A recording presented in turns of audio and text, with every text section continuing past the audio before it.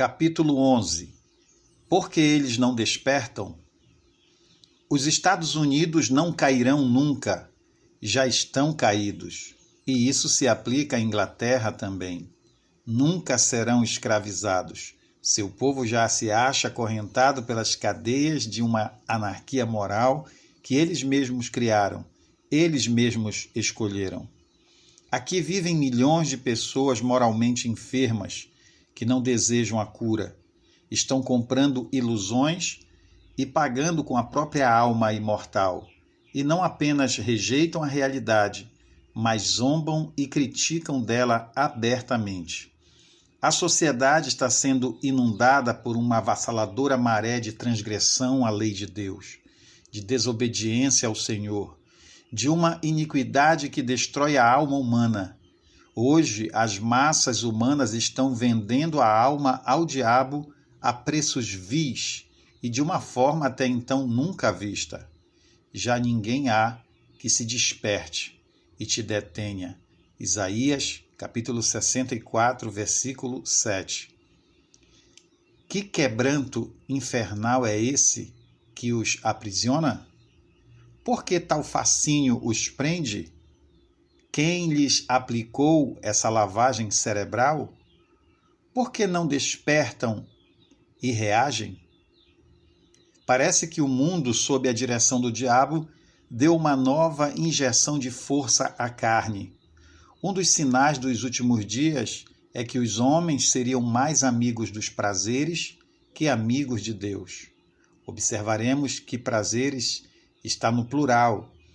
E onde é que se prepara essa iguaria do inferno? Nas destilarias do mundo. O argumento de que, em alguns casos, os governos das nações subsidiam essas indústrias para que mantenham alta a oferta de empregos é muito fraco. As destilarias são perfeitas creches onde se nutrem assassinos que andam por aí portando armas ou em seus automóveis, dirigindo embriagados. Nos tribunais julga-se o fruto da bebida. O avivamento aniquilaria essa planta mortal pela raiz. O louco carrossel da sensualidade acha-se carregado de milhões e milhões de jovens que aguardam sua iniciação na prática da iniquidade. Quando o erro é apresentado como algo tão agradável, a juventude pecaminosa e libertina não se interessa em praticar o bem. Por uma hora dessa vida maravilhosa, entre aspas, dizem eles, vale muito a pena arriscar essa especulação que os teólogos chamam de eternidade. Pensemos um instante. Pode haver burrice maior ou prática mais animalesca do que um concurso de cerveja? O vencedor é aquele que ainda permanece de pé depois que todos os outros, grunhindo como porcos, já caíram no chão, inconscientes pela bebida. É uma competição praticada não apenas pelo homem das cavernas, mas também pelos novos intelectuais que se acham fisicamente saciados, de alma manchada e irremediavelmente entregues à iniquidade. Saturados de luxúria, jogo e bebida, esses indivíduos adultos no corpo, mas moralmente retardados, entoam o lamento de Lord Byron. Hoje só tenho cinzas, onde antes tinha fogo. A alma que havia em meu corpo está morta. O que antes eu amava, agora apenas admiro. Meu coração é tão grisalho quanto meus cabelos. Se a igreja tivesse algo de mais vivo, positivo para apresentar a essas pessoas que de dia estão nos clubes recreativos e de noite nas boates, talvez elas pudessem ser afastadas desses locais de carnalidade. O de que precisamos nesta hora é corações fervorosos, olhos que choram e lábios dispostos a propagar o Evangelho.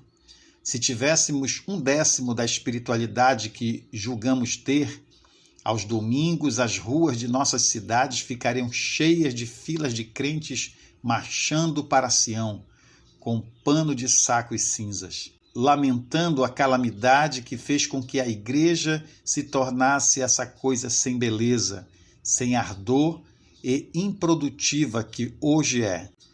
Se chorássemos em nosso aposento de oração como choram os judeus no Muro das Lamentações em Jerusalém, estaríamos vivendo um constante avivamento, uma constante renovação de vida. Se retomássemos a prática dos apóstolos de esperar no Senhor a vinda do poder apostólico, teríamos condições de sair a pregar o Evangelho com as mesmas possibilidades apostólicas. Mas nesses dias, a maior preocupação nossa é: estão todos satisfeitos?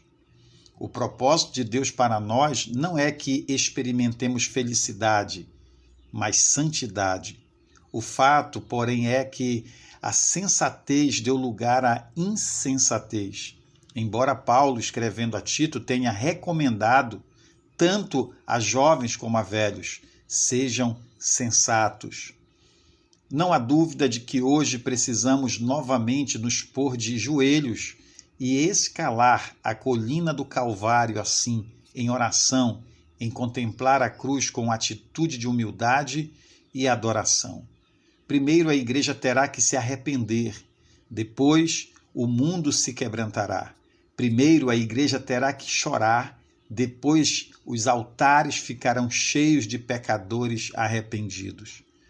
Quando o psicólogo William James, professor da Faculdade de Medicina da Universidade de Harvard, encontrava-se no auge de sua atuação, foi acometido de uma misteriosa enfermidade. Estava com os nervos abalados, sofria de insônia e passava por profunda depressão, mas não sabia o que fazer para se curar. Foi para a Europa. Será que encontraria a cura em Berlim? Mas ali ele não encontrou nenhuma esperança. E que tal Viena? A mesma coisa. Será que em Paris não acharia a solução de seu mal? Mas ali também não se encontrava o remédio para ele. Seu desespero foi aumentando. Foi a Londres, depois à Escócia, mas em nenhum lugar havia cura.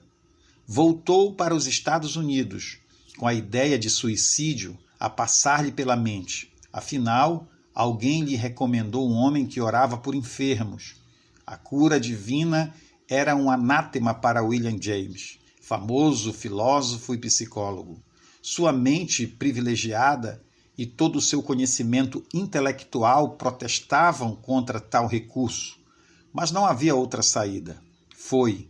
Então aquele crente simples e letrado impôs a mão sobre a cabeça do filósofo e orou. Mais tarde, James relatou o seguinte: senti uma energia misteriosa perpassar meu corpo e logo depois me sobreveio enorme sensação de paz. Compreendi que fora curado. Mas parece que quando se trata de curar a enfermidade maligna deste mundo louco, o abana da ciência e o farfar da política são bem mais interessantes para nós, com nossa vontade obstinada e nosso intelecto desvirtuado, do que a cruz de Cristo. O fato, porém, é que se quisermos ver a restauração da humanidade, teremos que ser humildes como foi William James e voltar à cruz de Jesus e ao seu poderoso sangue.